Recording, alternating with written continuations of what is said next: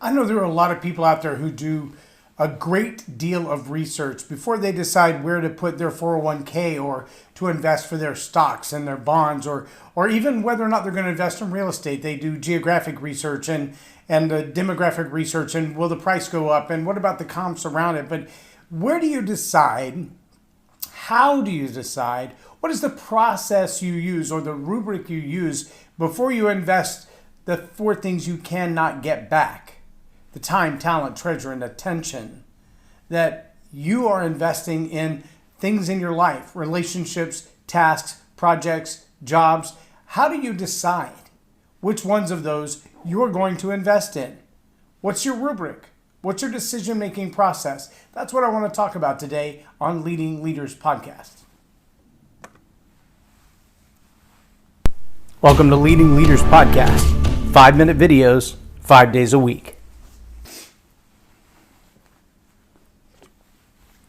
I'm J Loren Norris with Leading Leaders Podcast. It really does amaze me how people will jump into a project or an opportunity just because it's a shiny new object. They jump into a new class, a new something to train on, a new philosophy or a new concept. And immediately they feel like, well, I've got to pour myself into this. I've got to get everything that I've got. I'll dole out money. I'll give up my time. I'll invest even my, you ready for this? The treasure of my reputation and all of my attention into this project. But then they run the course with the project and they realize, I've given a lot of time and a lot of money and a lot of even my own abilities, my own talents and my gifts and my skills. I've poured them into this project, and now it looks like the project's going to be a flop. And you have to look back and ask yourself, was that time well spent? Was that time well invested to run that course, to join that race?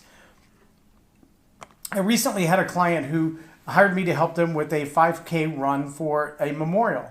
And when she said, we're doing this, we expect XYZ crowd, she said, but I've never done this before, so I'm not exactly sure how to build the crowd, whether it's social media or it's postcards or it's just talk in the communities, various networking events. And I said, well, I can tell you this, after a year of COVID, all the 5K runs that I've done in the past, the ones who have the chip timers, the run on or whoever else it might be, that actually measure people's runs so that they can qualify for bigger races, those tend to have big turnouts. Now, here's the irony. Some of those people show up for those runs and they really are not deeply converted to the cause. They don't care what the cause is for the run. They're okay putting their money into it, but their main objective is to get a qualified run under their belt. See, when you're making decisions like, will I run in this race or not run in this race, you're going to make that decision based on certain qualifications. And if it allows you then to run in a more competitive race, that's a good investment of your time. But if it's a cause that you're not directly oriented to, you don't have any skin in the game, there's no emotional relationship for you to put your money behind this, even if you like to run, there's no payoff in the end. Why would you do that? Why would you invest your time, your talent, your treasure, and your attention in that run? And I think a lot of people go through life with little side projects or educational courses, or I know people who have a master's degree or they stopped halfway through, and when you ask, why did you invest so much time and money in a master's degree? They're like, well, I thought I needed it at the time for the job that I wanted, but now I don't want that job anymore. Okay, well, was that a good investment of your time and your talent, and your treasure and your attention, or did you waste it? See, there are a lot of different projects that we can take on, whether they're our own personal projects or projects around us. Again, relationships. Relationships often demand a lot of time, talent, treasure, and attention. They definitely demand a lot of time and attention. And if you've got a relationship that you're not really going to benefit from and you're not there to benefit them, then why are you spending time and attention on that relationship? Now, there are those relationships that you might look at and say, the greatest benefit that I'll get from this relationship is adding value to that person. I truly want to see them improve in their quality of life, and I believe I have something to offer. That's worth investing in. That's worth you investing your time and your attention in their life if you believe that you can make their life better. Now, it would behoove you to make sure that they believe the same thing. I can't tell you how many people feel like they are mentors or coaches or advisors or consultants, but the people who are receiving their advice, receiving their mentorship, don't feel like they're adding any value to them.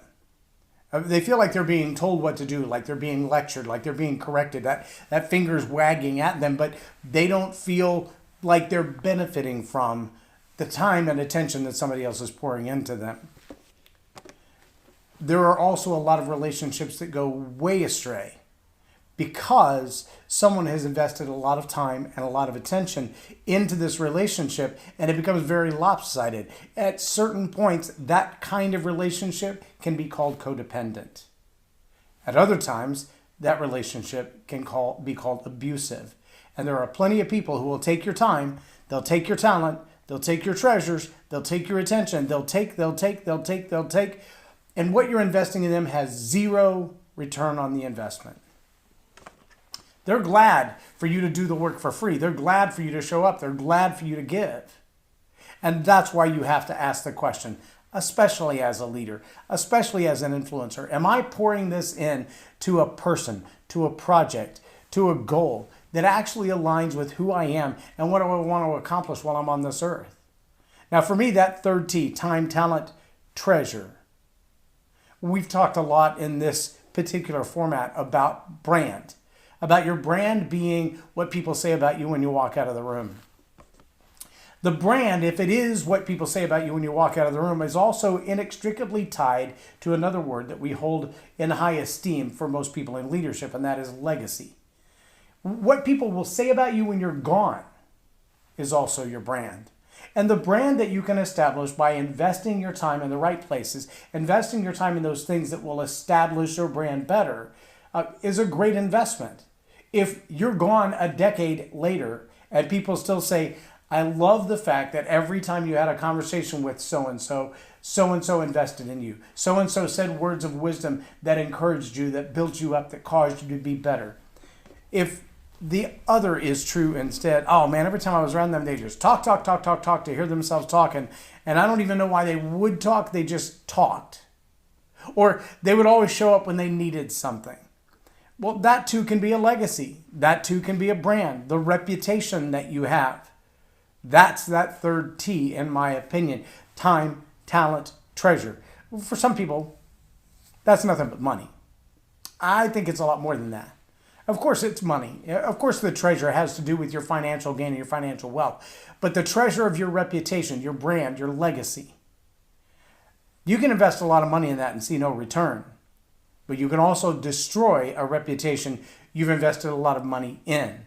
You think I'm kidding? Just do a search on any one of your search platforms and ask the question, brand, reputation, or reputation management. And you're going to find there are companies out there that charge thousands of dollars to fix the stupid things that you've said, to remove the mistakes that you've made. That people who will scour the web and find the posts and find the things in the Wayback Machine that you thought were long gone and forgotten. And if you pay them enough, they'll actually make them forgotten. They'll go away. That's a powerful thing, but that's your third T. You can spend a lot of money to have a good brand, but you can destroy it in a second. Time, talent, attention, you can't get those back. You can't buy them. They just go away. So ask yourself before you decide, will I go into that educational venture? Will I join that mastermind group? Will I invest myself in that person? Will I take that job? How do I decide? What are the rubric or the grid pattern that I use to decide? And if you need some help with that, send me a private message. I'll be glad to help you walk through a process. I've got a list of questions that I use in my mind every time an opportunity comes up. And there are some that I've deviated a little bit from that list and accepted a project or an assignment and regretted it.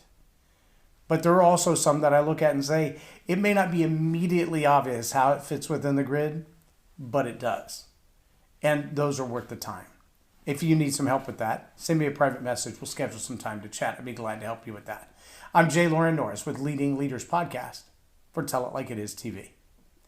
Have a blessed day.